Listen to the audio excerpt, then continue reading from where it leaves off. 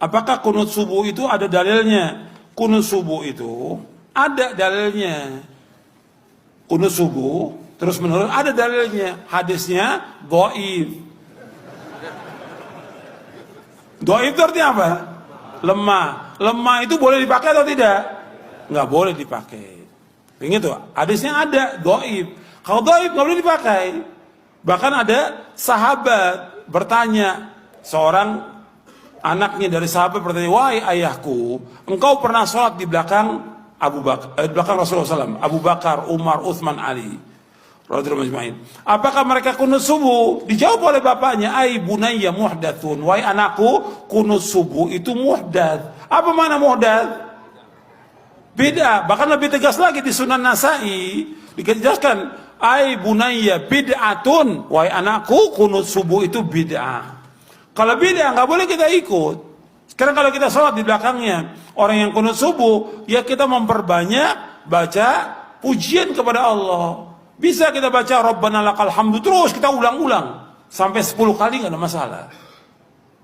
Bahkan Nabi pernah baca li rabbil hamdu li rabbil hamdu li rabbil hamdu li rabbil hamdu terus sebanyak-banyaknya.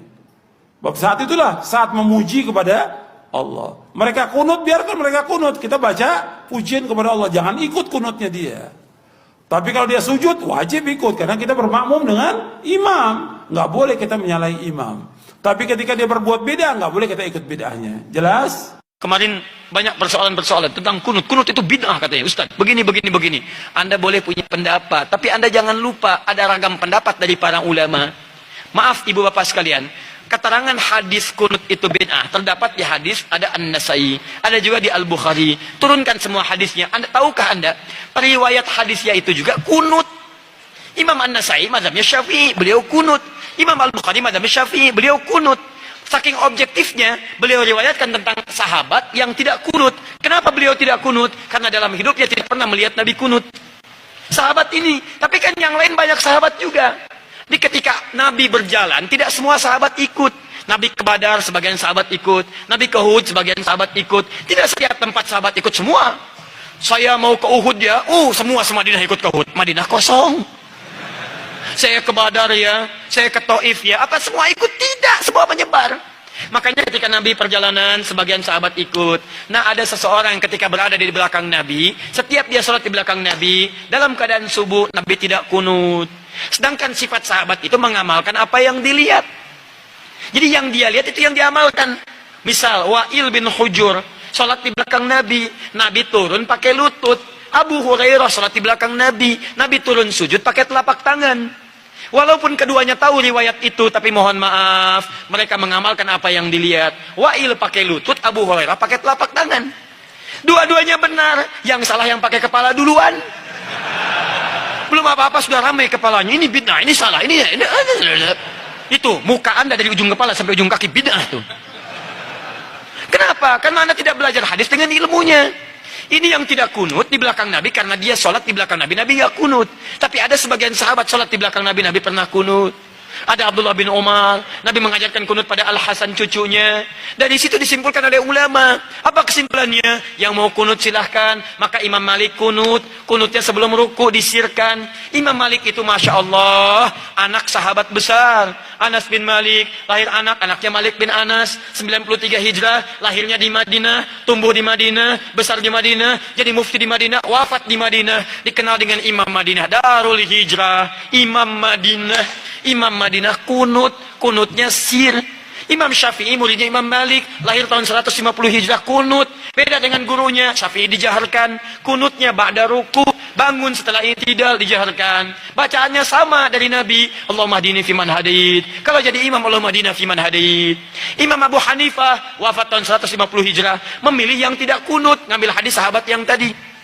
Karena kata beliau asalnya tidak kunut. Ada kejadian di Bir Maunah, Nabi kunut, setelah itu tidak kunut lagi. Maka disimpulkan kunut itu menurut saya tidak ada.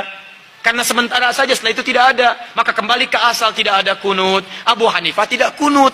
Diamalkan itu dari yang tadi. Imam Ahmad datang kemudian, lahir tahun 163 Hijrah. Imam Ahmad muridnya Imam Syafi'i. Syafi'i muridnya Imam Malik. Imam Malik masa yang sama dengan Imam Abu Hanifah. Wafatnya duluan Abu Hanifah. Apa yang terjadi dengan Imam Ahmad? Kata Imam Ahmad, saya ambil yang pertengahan. tengah-tengah saja. Ini kunut jahar, ini tidak kunut. Saya ambil tengah-tengah. Apa tengah-tengahnya? Nabi kunut saat ada peristiwa besar membutuhkan doa. Sebelumnya tidak kunut. Saat ada peristiwa itu beliau kunut. Setelah itu tidak kunut lagi. Menurut pemahaman Imam Ahmad bin Hanbal. Maka saya simpulkan kunut itu saat ada peristiwa besar saja yang butuh doa. Peristiwa besar butuh doa namanya nazilah. Maka dikenal dengan kunut nazilah. Tapi hebatnya Imam Ahmad dengan Imam Syafi'i tidak ada masalah. Salat di belakang Imam Syafi'i beliau kunut. Imam Syafi'i salat di belakang Imam Ahmad beliau tidak kunut. Imam Syafi'i datang ke tempat Imam Abu Hanifah. Imam Abu Hanifah sudah wafat. Ketika beliau memberikan ilmu di tempatnya, kemudian diminta jadi imam saat subuh, beliau tidak kunut. Selesai itu kata muridnya, "Ya Imam, kenapa Anda tidak kunut?" Kata Imam Syafi'i, "Saya menghormati pendapat di tempat Imam Abu Hanifah yang tidak kunut." Luar biasa.